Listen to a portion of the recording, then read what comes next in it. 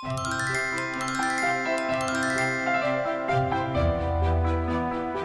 先講下櫥櫃嘅標準高度同深度啦。櫥櫃嘅高度建議大家做900mm 嘅，咁深度就建議大家做350到400深嘅。咁中空位咧最好就係做到650到700mm 嘅。地櫃嘅高度咧就建議做800到900mm 嘅。咁深度咧就建議做600左右嘅。第二就係廚房嘅木料比較啦，防火板飾面材質顏色多樣。